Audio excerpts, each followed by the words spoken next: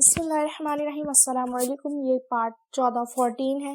معزز خواتین و حضرات، آج ہم آپ کی خدمت میں لے کر آ رہے ہیں آواز صدف لیاقت علی، مصنف ابو یحییٰ۔ یہ ناول آپ کے لیے بک شیئر پاکستان کی آڈیو لائبریری کی جانب سے پیش کی جا رہی ہے۔ دیگر معلومات اور کتابوں کے لیے آپ رابطہ کر سکتے ہیں۔ موبائل نمبر 0300291960 اور واٹس ایپ نمبر 0333249537 محمد اظہر لطیف سے۔ معزز سامعین، یہ ناول ٹوٹل 256 صفحات پر مشتمل ہے۔ علی رضا سنتے ہیں ناول بس یہی دل کا، صفحہ نمبر 210 سے۔ لکھ لیا کرو۔ انسانوں میں حرص اور لالچ کی اخلاقی خرابی عام پائی جاتی ہے۔ لین دین، خرید و فروخت اور روپیے پیسے کے دیگر معاملات کے وقت اس کا اظہار عام پر ہوتا رہتا ہے۔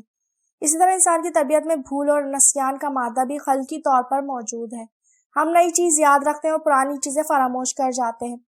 انسانوں کے درمیان جب کبھی ذرہ اور زمین کے معاملات پیش آتے ہیں تو طمع اور نسیان کے عناصر بارہا بگڑ جاتے ہیں، جھگڑے فساد کا سبب بن جاتے ہیں۔ وراثت، قرض اور خرید و فروخت کے معاملات میں تو اکثر اس کی نوبت آ جاتی ہے۔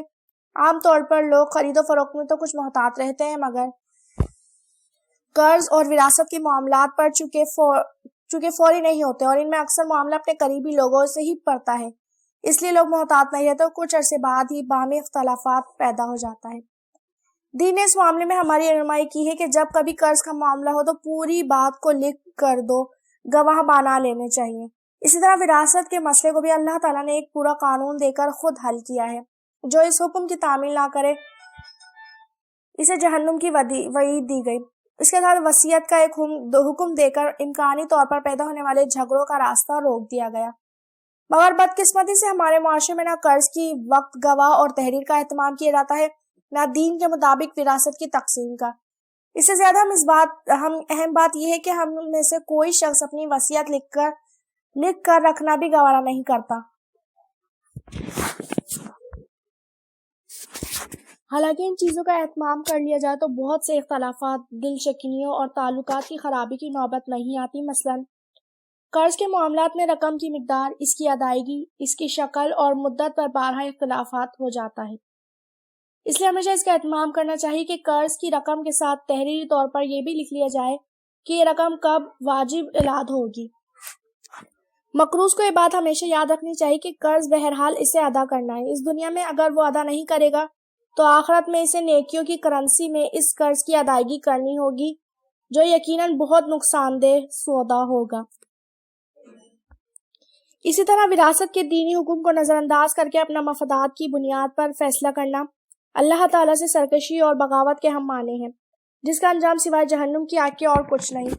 وراثت کے اس طرح وصیت کا حکم بھی بہت سے اختلافات کو پیدا نہیں ہونے دیتا۔ وصیت کے حکم کا سب سے اہم پہلو یہ کہ ہمارے مال میں ہر چیز اس طرح نہیں ہوتی جس طرح کاغذات میں نظر آتی ہے۔ مثلا بہت سی زمین اور مال ایسا ہوتا ہے جو ہماری ملکیت ہوتا ہے، مگر ہم نے بعض مسئلے کی بنا پر اسے کسی اور کے نام رکھا ہوتا ہے۔ بعض اوقات بہت سے وارثوں میں سے کسی ایک وارث کے نام کچھ زمین جائیداد رکھی جاتی ہے، بہرحا اس بات کا کسی اور کو علم نہیں ہوتا، اور جس کے نام جائیداد ہوتی ہے وہ خاموشی سے اسے دبا لیتا ہے، حالانکہ اس پر سب وارثوں کا حق ہوتا ہے۔ اگر دوسروں کو اس کا علم ہوتا تو عموماً یہ ایک زبانی بات ہوتی، جس کے نتیجے میں خلافات اور جھگڑوں کا سلسلہ شروع ہو جاتا ہے، عدالتوں کے چکر لگتے ہیں اور خاندانی تعلقات ختم ہو جاتے ہیں۔ ہمارے ہاں وصیت نہ لکھنے کا ایک اور سبب لوگوں کا یہ سمجھنا ہے کہ سب وارثوں کا حق اللہ تعالیٰ نے مقرر کر دیا ہے، حالانکہ اپنے مال کے ایک تہائی پر وصیت کا حق ہمیں بہرحال حاصل ہے۔ ہمارے ہاں عام دینی رائے یہ ہے کہ کسی وارث کو اپنی طرف سے کچھ نہیں دیا جا سکتا۔ یہ بات عام حالات میں بالکل ٹھیک ہے، لیکن ایک بہت اہم دینی رائے یہ بھی ہے کہ کسی وارث کو اس کے حق قرابت کی بنا پر تو اللہ تعالیٰ کے مقرر کیے حصے سے زیادہ کچھ نہیں دیا جا سکتا، مگر ضرورت یا خدمت کی بنیاد پر یقیناً دیا جا سکتا ہے۔ مثلا کسی شخص نے اپنے 5 بچوں میں سے 4 کی شادیاں کر کے انہیں سیٹ کر دیا۔ اب اس کا آخری بچہ یا بچی کمسن ہے تو اس کے بارے میں وضاحت کی جا سکتی ہے کہ اگر میں اس کی شادی سے قبل مر جاؤں تو وراثت کی تقسیم سے قبل اس کی شادی کا خرچہ الگ کیا جائے گا، پھر جائیداد تقسیم ہوگی۔ یہ بات عین عدل پر مبنی ہے۔ شریعت کے کسی اصول کی روشنی میں اس پر اعتراض کیا جا سکتا ہے اور نہ اخلاقی طور پر اس بات میں کوئی خرابی ہے۔ اس لیے کہ باپ نے اگر 4 بچوں کی شادی کا اہتمام کیا ہے تو 5 کو اس سے محروم رکھنا ایک ظلم ہوگا۔ شریعت کبھی ظلم کا گوارا نہیں کر سکتی، اس لیے یہ ہدایت کی جا سکتی ہے کہ ظاہر کی وصیت کے بغیر ممکن نہیں۔ ہم میں سے ہر شخص یہ ذمہ داری ہے کہ وہ اپنی وصیت تحریر کرے۔ جس طرح بہت سے لوگ ہر رمضان میں زکوٰۃ کی ادائیگی کو معمول بناتے ہیں، اسی طرح ہر سال اپنی وصیت پر حالات کے مطابق نظر ثانی کرتے رہنا چاہیے۔ اس سے بہت سے مسائل، ناانصافیوں، حق تلفیوں اور اختلافات کا خاتمہ ہو جائے گا۔ جنگل کا بادشاہ۔ انسانوں میں شیر جنگل کا بادشاہ مانا جاتا ہے۔ شیر کو بہادری کی علامت سمجھا جاتا ہے اور اس حوالے سے کئی محاورے ہمارے ہاں عام ہیں۔ دور جدید میں مغربی اہل علم نے جہاں اور بہت سی چیزوں کو اپنی تحقیقات کا موضوع بنایا ہے، وہیں جنگل اور اس میں پائے جانے والے جانداروں پر بھی بڑی تحقیقات ہوئی ہیں۔ ان کے حالات، رویوں اور معاملات کا مطالعہ کرنے کے لیے لوگوں نے اپنی زندگیاں وقف کر دی ہیں۔ اس موضوع پر کتابیں لکھی گئی اور آج کل ڈاکیومنٹری فلموں کے ذریعے بھی ان معلومات کو عام کیا جا رہا ہے۔ جنگل کے دیگر باسیوں کی طرح شیر کے بارے میں بھی تحقیقات ہوئی ہے۔ ان سے یہ بات معلوم ہوتی ہے کہ شیر کی بہادری کے بارے میں جو باتیں مشہور تھی وہ محض ایک افسانہ تھی۔ شیر کی درست تصویر جنگل کے بادشاہ کی نہیں بلکہ جنگل کے ایک درندے کی ہے۔ شیر اتنا ہی بہادر ہوتا ہے جتنا اس کا حریف کمزور ہوتا ہے۔ وہ ہرن پر حملہ کرتا ہے تو بڑی بہادری سے کرتا ہے، مگر جب اس کا واسطہ زرافے جیسے معصوم مگر بلند قامت جانور سے پڑتا ہے تو وہ اتنا بہادر نہیں رہتا۔ کئی شیر عیاری اور خاموشی کے ساتھ مل کر اسے قابو کرتے ہیں۔ وہ اس کے سامنے آنے کی جرات نہیں کرتے اور پیچھے سے حملہ آور ہوتے ہیں۔ جب وہ زخموں سے چور ہو کر گر جاتا ہے تب اس کی گردن پکڑ لیتے ہیں۔ جس طرح شیر کے بارے میں درست رائے تحقیق کے بعد ہی قائم ہو سکی، اسی طرح انسانوں کے بارے میں بھی رائے ہمیشہ تحقیق کے بعد قائم ہونی چاہیے۔ سنی سنائی باتوں سے کسی کی عظمت کے قصے تراشنا یا کسی فرد کے متعلق غلط رائے قائم کر دینا درست رویہ نہیں۔ اس رویے کے بعد انسان جب کسی متعلق بڑائی کا تصور قائم کرتا ہے تو اسے ہر طرح کی تنقید سے بالا تر قرار دے کر اکابر پرستی کی راہ ہموار کرتی ہے۔ جب وہ کسی کے متعلق منفی رائے قائم کرتا ہے تو اس کی طرف ایسے عیب منسوب کر دیتا ہے جو اس میں نہیں ہوتے۔ یہ دونوں رویے دین و اخلاق کے اعتبار سے جرم کی حیثیت رکھتے ہیں۔ ایک مومن پر فرض ہے کہ وہ ہمیشہ تحقیق کے بعد کسی کے بارے میں اظہار رائے کرے یا پھر خاموشی اختیار کر لے۔ خوشی کا راز۔ میرے دفتر کے راستے میں بہت سی نرسریاں آتی ہیں۔ ان کا مشاہدہ کرنا ہمیشہ میرے لیے قلب و نظر کی راحت کا سامان رہا ہے۔ ان کے رنگ برنگے پھول، خوشنما پودے، سرسبز و شاداب درخت راستے سے گزرنے والے ہر شخص کو ایک خوشگوار ذہنی کیفیت سے روشناس کراتے ہیں۔ اس راستے میں ایک ٹریفک سگنل بھی آتا ہے۔ اس سگنل پر جب کبھی میں رکتا ہوں تو اپنی ساری توجہ پھولوں اور سبزے کی اس خوشنما دنیا کی طرف مرکوز کر لیتا ہوں۔ یہ توجہ اور ارتکاز مجھے ایک اور حقیقت سے آشنا کرتا ہے، وہ یہ کہ اس خوشنما منظر میں بہت سی ناگوار حقیقتیں موجود ہیں۔ پھولوں کے درمیان کیڑے کانٹے بھی ہوتے ہیں۔ پھولوں پودوں کے رنگ و خوشبو کے ساتھ کھاد کی غلاظت بھی ہوتی ہے۔ درختوں کی بلندی پر سرسبز شاخیں جھولتی ہیں، وہ ایک نسبتاً بدنما اور بدرنگ تنے کے سہارے پر بلند ہوتی ہیں۔ یہ اور ان جیسے بہت سے ناگزیر حقائق اس دلکش دنیا کا لازمی حصہ ہے۔ یہ حقائق ہمیں خدا کی دنیا کے ایک قانون سے روشناس کراتے ہیں، وہ یہ کہ اس دنیا کو اللہ تعالیٰ نے جس اصول پر تخلیق کیا ہے وہ آزمائش کا اصول ہے۔ اس لیے یہاں حسن کے ساتھ ساتھ بدصورتی، خوشبو کے ساتھ بدبو اور پھول کے ساتھ کیڑے کانٹے سب ہوتے ہیں۔ اسی طرح دنیا میں خوشی کے ساتھ غم، آسانی کے ساتھ مشکل، راحت کے ساتھ زحمت اور امید کے ساتھ مایوسی ہمیشہ موجود ہوتے ہیں۔ لیکن جس طرح پھولوں کی دنیا میں منفی حقائق کو قبول کر کے ہی رنگ و خوشبو اور حسن و سبزے کی بہار کا لطف اٹھایا جاتا ہے، اسی طرح زندگی تلخ حقیقتوں پر کرنے کے بجائے انہیں حوصلے سے قبول کرنے سے ہی انسان دنیا کی نعمتوں کا فائدہ اٹھانے کے قابل ہوتا ہے۔ خدا کی دنیا میں خوشگوار حالات کے ساتھ ہمیشہ منفی حالات پائے جائیں گے۔ خوشی کا راز یہ ہے کہ اپنی نظر ہمیشہ اچھی چیزوں کی طرف رکھی جائے۔ جو بدلا جا سکے اسے بدلنے کی کوشش کرنے کے بعد ہر ناگوار چیز کو نظر انداز کر دیا جائے۔ یہی اس دنیا کا حقیقی اور خوشی کا راز ہے۔ لعنت نہیں بلکہ تربیت۔ بزگوار کا چہرہ غصے سے سرخ ہو رہا تھا۔ ان کی زبان سے الفاظ نہیں آگ نکل رہی تھی۔ میں بڑے تحمل سے ان کی گفتگو سن رہا تھا۔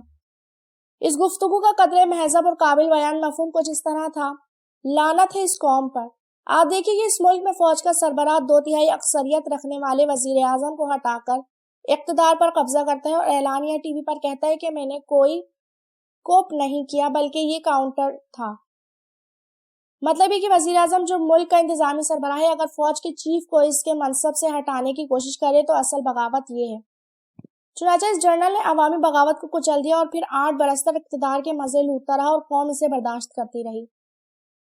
اس ملک کا اپوزیشن لیڈر جو سیاست میں اسلام کے نام پر کھڑا ہے اعلانیہ عہد کرتا ہے کہ وہ اور اس کی پارٹی اسمبلیوں سے استعفیٰ دے دے گی، اس کے بعد وہ اپنے عہدے سے مکر جاتا ہے، مگر پھر بھی وہ اس قوم میں ایک لیڈر کی حیثیت سے موجود ہے۔ لعنت ہے اس قوم پر۔ اور دیکھیے کہ ملک کی سب سے بڑی پارٹی چیئرمین مری میں ایک معاہدہ کرتا ہے اور قوم سے وعدہ کرتا ہے کہ 30 دن میں جج بحال ہو جائیں گے، پھر وہ اعلانیہ کہتا ہے کہ معاہدہ مری کی کوئی حیثیت نہیں تھی، پھر بھی قوم ایسے وعدے خلاف لیڈر کو برداشت کرتی ہے۔ لعنت ہے اس قوم پر۔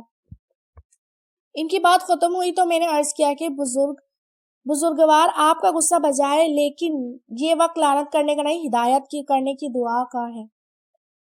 قوم کو یہ بتانے کا ہے کہ حلف توڑنے والا اور عہد توڑنے والا کوئی شخص لیڈر بنائے جانے کے نہیں بلکہ حضور کے الفاظ میں بے دین اور منافق قرار دیے جانے کے قابل ہے۔ دیکھیے قوم اولاد کی طرح ہوتی ہے، اولاد پر لعنت نہیں کی جاتی، اس کی تربیت کی جاتی ہے۔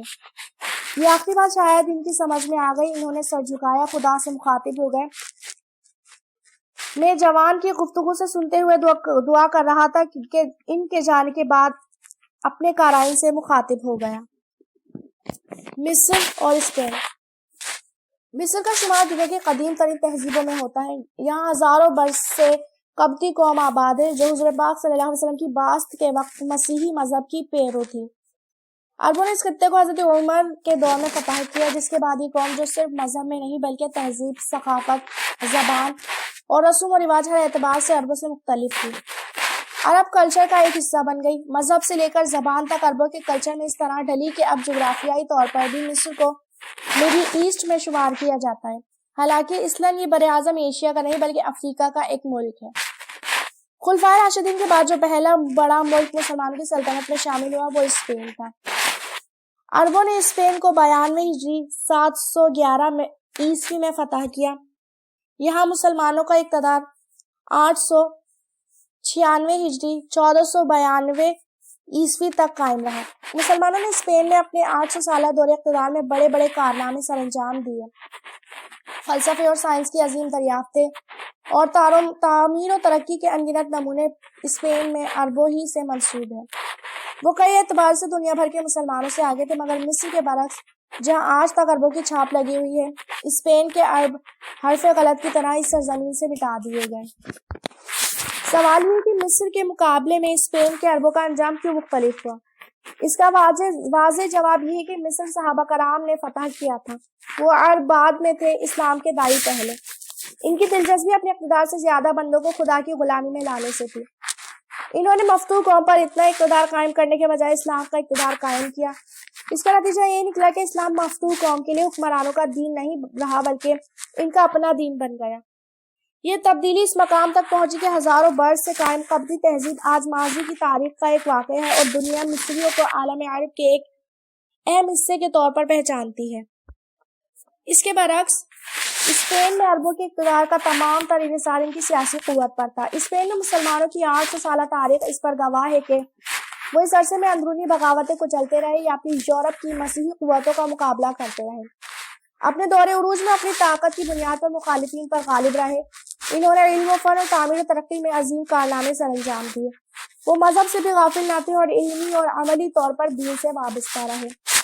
اسلامی تاریخ کے کئی نامور اہل علم کا تعلق اسپین سے تھا، مگر دین سے ان کی یہ وابستگی زیادہ تر دین کو سمجھنے، اس کے تحفظ اور اس پر عمل تک رہی، مگر انہوں نے کبھی اسلام کی دعوتی طاقت سے اہل یورپ کو مستقل کرنے کی کوشش نہ کی۔ انہوں نے ہمیشہ اہل یورپ کو ایک سیاحی حریف سمجھا، انہیں اسلام کا مدعو بنانے کی حقیقی کوشش کبھی نہ کی۔ اس بات کا اندازہ ابتدائی عربوں اور بعد کے عربوں کی غیر مسلم خواتین سے شادیوں کے نتائج سے کیا جا سکتا ہے۔ قرآن پاک نے مسلمانوں کو اہل کتاب عورتوں سے شادی کرنے کی اجازت اس لیے دی تھی کہ محبت کا تعلق انہیں اسلام کی طرف راغب کر دے گا۔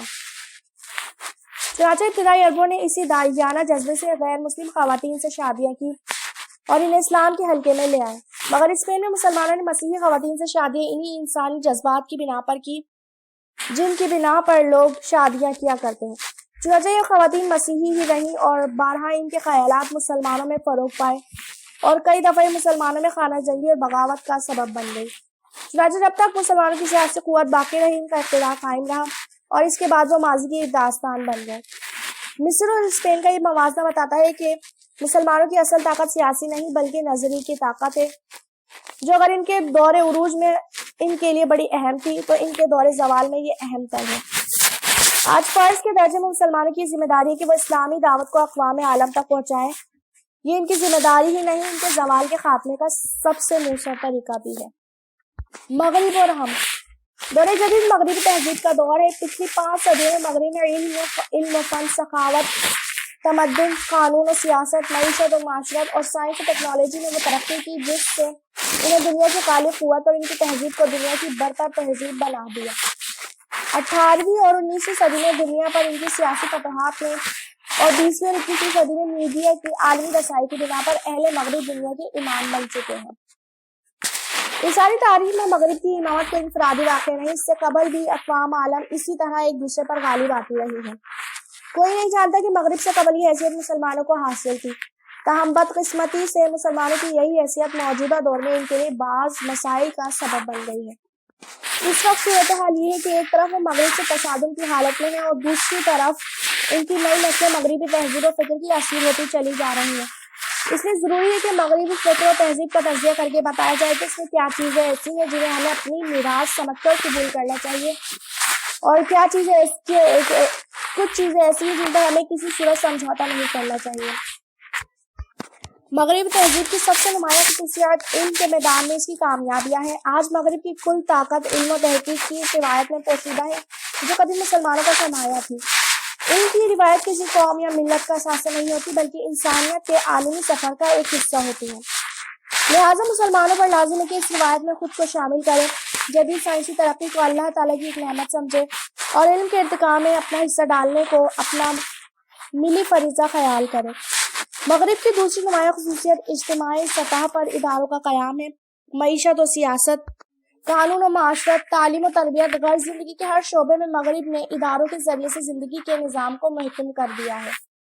صرف سیاستی کو لے لیجیے تو مقننہ عدلیہ اور انتظامیہ کو اوپر سے نیچے تک جس طرح منظم کر دیا گیا ہے وہ یقیناً انسانیت کے لیے ایک سرمایہ ہے۔ اس سرمایہ کو ہم معمولی سی ترمیم و اضافے کے بعد بآسانی اپنی تہذیب و روایات میں ڈھال کر اپنا سکتے ہیں، بلکہ سچی بات یہ ہے کہ بڑی حد تک اپنا چکے ہیں۔ ضرورت صرف اس بات کی ہے کہ یہاں ہماری سوچ بلا ناغہ نہ ہو بلکہ مجتہدانہ انداز میں ترک و اختیار کا اپنا پورے اعتماد کے ساتھ استعمال کر کے چیزوں کو اپنایا جائے۔ مغربی تہذیب کی تیسری اساس آزادی کی بنیاد قدر ویلیو ہے۔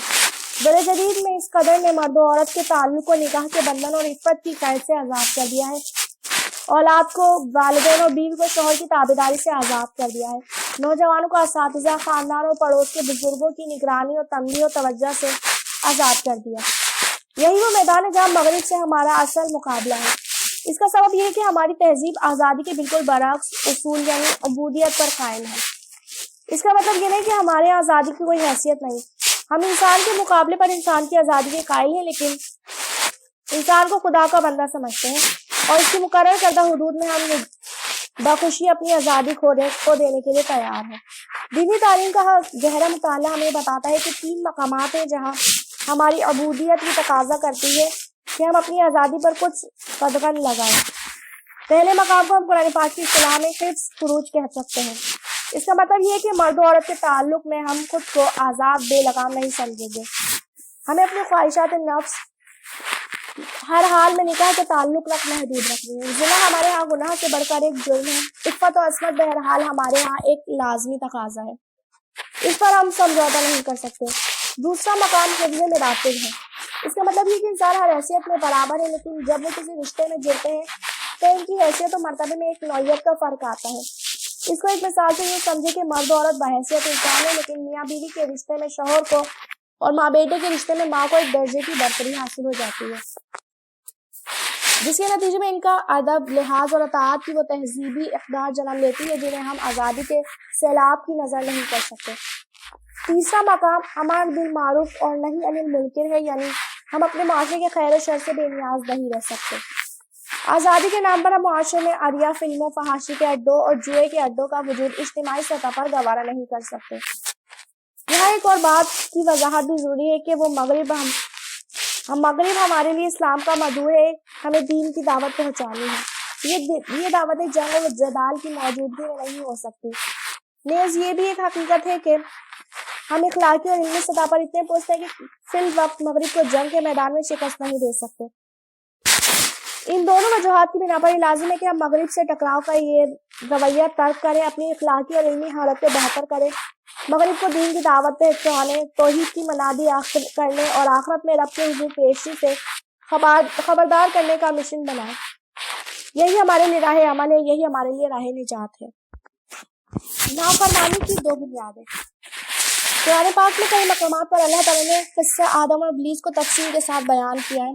اس قصے سے یہ بات واضح ہوتی ہے کہ دو چیزیں اللہ تعالیٰ کی نافرمانی کی بنیاد ہیں، ایک عریانی و فحاشی اور دوسرے اپنے بڑائی کے جام میں مبتلا ہو کر سرکش ہو جانا۔ تاریخ اس پر گواہ ہے کہ انسانیت انہی دو بنیادوں پر بارہا صراط مستقیم سے بھٹکی ہے۔ یہاں تک کہ مذہبی لوگ بھی ان برائیوں میں پوری طرح مبتلا ہوئے، مگر مذہبی لوگ اپنے آپ کو ہر زمین سے بچانے کے لیے ان اعمال کا ارتکاب ہمیشہ دین کے نام پر ہی کرتے ہیں۔ پہلی چیز کی مثال ہمیں سورہ اعراف میں ملتی ہے، جہاں قصہ آدم اور ابلیس بیان کرنے کے بعد اللہ تعالیٰ قریش کو ان کی ایک صریح بے حیائی کی طرف متوجہ کرتا ہے۔ زمانہ جاہلیت میں اہل عرب کا دستور تھا کہ وہ برہنہ ہو کر حرم کعبہ کا طواف کرتے۔ اس مکروہ عمل کے جواز کے لیے قریش نے ایک مذہبی عذر تراشا تھا۔ ان کے نزدیک باہر سے آنے والے لوگوں کے کپڑے زینت و دنیا میں شامل ہیں، جس کی حد جیسی درویشانہ عبادت میں کوئی گنجائش نہ تھی۔ اس لیے ضروری تھا کہ یا تو وہ قریش میں اپنے کسی جاننے والے سے اس کے کپڑے مستعار لیں یا برہنہ ہو کر حرم طواف کریں۔ اس طرح خود قریش اور ان کے دوست احباب تو اس مکروہ عمل سے بچے رہے، مگر دیگر لوگ مرد ہو یا عورت برہنہ ہو کر حرم کا طواف کرتے اور قریش کے عیاش کے باہر لوگوں کے لیے ایک سامان لذت فراہم کرتے۔ قریش نے اس مکروہ عمل کو ایک مذہبی عمل اور بزرگوں کے دستور کے طور پر رائج کر رکھا تھا۔ وہ اس کی نسبت اللہ تعالیٰ کی طرف کرتے تھے، اس لیے اللہ تعالیٰ نے اس پر انتہائی ناپسندیدگی کا اظہار کیا اور واضح کیا کہ وہ کبھی کسی فحش چیز کا حکم نہیں دیتے۔ قریش کی طرح تاریخی دیگر مذاہب کے نفس پرور لوگوں کو ایسی ہی کہانیوں سے بھری پڑی ہے۔ مندروں اور کلیساؤں میں پرہیزت اور پادری جو کچھ کرتے رہے اور جس طرح اپنی بدکرداری کو مذہبی تقدس دیتے رہے، اس سے تاریخ کے صفحات سیاہ ہیں۔ فحاشی کے علاوہ، جیسا کہ قصہ آدم اور ابلیس کے حوالے سے ہم نے بیان کیا، انانیت اور اپنی بڑائی کا ذہن وہ چیز ہے جو انسانی کو اللہ کی راہ سے ہٹاتی ہے۔ عام لوگوں کی طرح مذہبی لوگ بھی اپنے دور زوال میں انانیت میں مبتلا ہو جاتے ہیں، مگر عام لوگوں کے برخلاف ایک دفعہ پھر وہ اپنی انانیت اور تکبر کا جواز بھی مذہب کے نام پر پیش کرتے ہیں۔ قرآن پاک نے اس کی تصویر جگہ جگہ یہودیوں کی اس سیرت و کردار کی شکل میں پیش کی ہے جنہیں معلوم تھا کہ حضور پاک صلی اللہ علیہ وسلم اللہ کے سچے نبی ہیں، مگر وہ اس حقیقت کو مان نہیں کر دیتے۔ یہودیت پر مبنی یہ رویہ آج کے دن تک عام ہے۔ چنانچہ آج اس مذہبی گروہ کو دیکھ لیجیے، وہ اپنی بڑائی اور حق پرستی کے زام میں گم ہوتا ہے۔ اسی پر بس نہیں، وہ ہر دوسرے رائے رکھنے والے کو کافر، مشرک، بدعتی، گمراہ اور مغرب کا ایجنٹ قرار دیتا ہے۔ وہ بدگمانی کرتا ہے، برے نام رکھتا ہے، مخالفت میں جھوٹ، دروغ گوئی، بہتان، غیبت، سب و شتم، غرض اخلاقی دنیا کے ہر ضابطے کو پامال کرتا ہے اور ساتھ میں دعویٰ بھی کرتا ہے کہ ہم دین کے خادم اور اس کا دفاع کرنے والے ہیں۔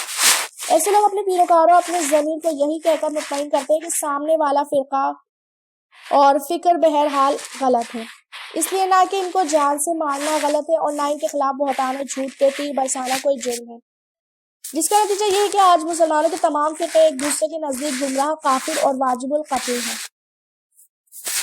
یہ رویے نبیوں کے نہیں بلکہ شیطان کی میراث ہے، جس نے اپنے تکبر کو خوبصورت الفاظ میں چھپانے کی کوشش کی تھی، مگر وہ عالم الغیب کے سامنے موجود تھا، اس لیے اللہ تعالیٰ نے فوراً اس پر لعنت کر دی۔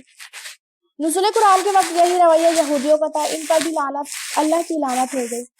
آج مسلمانوں میں سے بھی جو لوگ اس رویے کو اختیار کریں گے، ان کا انجام بھی خدا کی لعنت کے سوا اور کچھ نہیں، چاہے وہ خود کو کتنا ہی بڑا خادم دین قرار دے، چاہے اپنے پیروکاروں کی نظر میں وہ کتنے ہی بڑے عالم و فاضل کیوں نہ ہو۔ محرومی کی نعمت۔ انسانوں کی دنیا میں محرومی سے بڑی کوئی آفت نہیں اور خدا کی دنیا میں محرومی سے بڑی کوئی نعمت نہیں۔ یہ بات پڑھنے والوں کو شاید ایک مذاق لگے، مگر بلا شبہ یہ سب سے بڑی حقیقت ہے۔ انسانی دنیا میں محرومی کو کوئی پسند نہیں کرتا، اس لیے کہ محرومی کا مطلب دکھ، تکلیف، مایوسی، معذوری، بدحالی اور دوسروں سے پیچھے رہ جانا ہوتا ہے۔ تاہم یہ ایک حقیقت ہے کہ محرومی اس دنیا میں ناگزیر طور پر پائی جاتی ہے۔ ہر شخص زندگی کے کسی نہ کسی مرحلے پر محرومی سے گزرتا ہے، چھوٹی اور بڑی، عارضی اور مستقل، اپنی اور دوسروں کی محرومی۔ زندگی گویا کہ محرومی کی داستان سے عبارت ہے۔ لوگ مال سے، طاقت سے، صحت سے، تحفظ سے اور متعدد دیگر چیزوں سے محروم ہو سکتے ہیں، بلکہ سچی بات یہ ہے کہ اس دنیا میں انسان جتنی خواہشات کر سکتا ہے اتنی محرومی کی قسمیں گنوائی جا سکتی ہیں۔ یہ محرومی انسانوں کو بدقسمتی لگتی ہے، مگر حقیقت یہ ہے کہ انسان چاہے تو اس محرومی کو دنیا کی عظیم ترین طاقت میں بدل لے۔ دراصل دنیا میں انسان کو سب کچھ رب کی عطا ہی سے ملتا ہے۔ ایسے میں کوئی بندہ اگر اپنے کرم کی اس برسات میں محروم رہ جائے تو اس پر ایک عظیم ترین دروازہ کھل جاتا ہے۔ یہ دروازہ خدا تک براہ راست رسائی کا دروازہ ہے۔ یہ پروردگار کے کرب کا دروازہ ہے۔ یہ دروازہ بڑی سے بڑی عبادت، انفاق، حتیٰ کہ شہادت کے بعد بھی کھلوانا آسان نہیں، اس لیے کہ ہر عمل کو احتساب کے خدائی آپریشن سے گزرنا ہوگا، جس میں نیت، خلوص اور محرکات کو پرکھا جائے۔